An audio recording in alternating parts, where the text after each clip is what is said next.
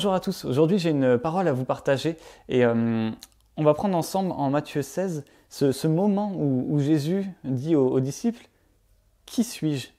Qui est-ce que vous dites que je suis ?» Et quand on regarde aujourd'hui à notre société, on voit qu'en fait il y a énormément de personnes qui se revendiquent de Jésus. On voit qu'on a écrit plus de livres sur Jésus ces 30 dernières années qu'au cours des siècles passés. Vous vous rendez compte qu'en 2000 ans, on a eu moins de livres que ces 30 dernières années qui concernent Jésus. Et chacun veut se dire de Jésus pour des revendications qui peuvent être politiques, qui peuvent être sociales. Pour toutes sortes de revendications, aujourd'hui, en fait, on se revendique de Jésus. On peut avoir des personnes qui sont ultra conservatrices et on peut avoir au contraire des personnes qui sont ultra libérales qui vont se revendiquer de Jésus. Et on voit alors qu'il y a ce dilemme, mais qui ces personnes disent que Jésus est ? Et toi, qui dis-tu qu'il est ? On va lire en Matthieu 16, des versets 13 à 17. Jésus arriva dans le territoire de Césarée de Philippe. Il demanda à ses disciples « Qui suis-je ? D'après les hommes, moi, le Fils de l'homme. » Ils répondirent « Les uns disent que tu es Jean-Baptiste, les autres Élie, les autres Jérémie ou l'un des prophètes. Et d'après vous, qui suis-je ? leur dit-il.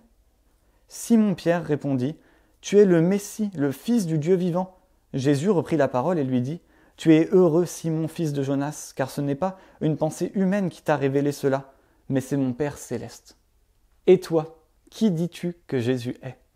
Est-ce qu'il est pour toi une figure politique, comme pour beaucoup aujourd'hui, parce que Jésus a complètement bousculé la vision qu'on avait de la femme à son époque, la vision qu'on avait de l'enfant à son époque, parce qu'il a complètement changé les rapports qui étaient dans la société à son époque, et qu'aujourd'hui encore, on voit que nos sociétés sont influencées par ce qu'il a apporté.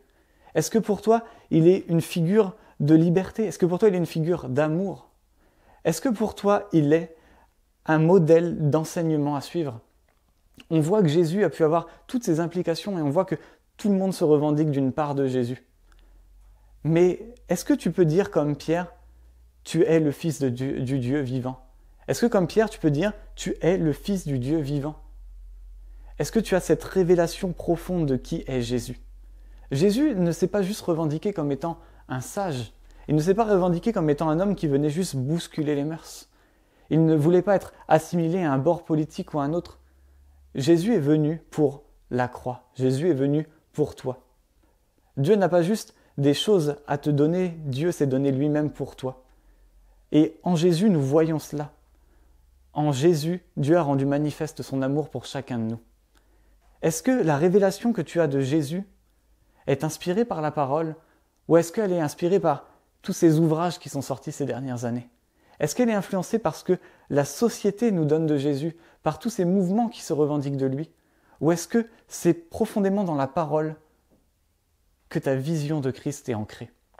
Aujourd'hui, je t'invite à considérer Christ à travers la parole. Que tu découvres le nom de Jésus aujourd'hui, que tu viennes dans des premiers pas à l'église, ou que tu sois depuis 40 ans, 50 ans dans la vie chrétienne, je t'appelle à considérer à nouveau qui est Jésus. Jésus n'était pas cet homme que nous voyons parfois comme un porte-étendard de certaines causes, mais il est pleinement le Fils de Dieu. Et c'est à travers la parole de Dieu que nous devons apprendre à le connaître un peu plus chaque jour. Alors j'aimerais t'inviter cette semaine à reconsidérer Jésus, à travers tes lectures des évangiles, à voir Jésus qui il est pleinement, et à nouveau, avec une vision pleinement renouvelée à travers la parole et la parole seule. Sois béni.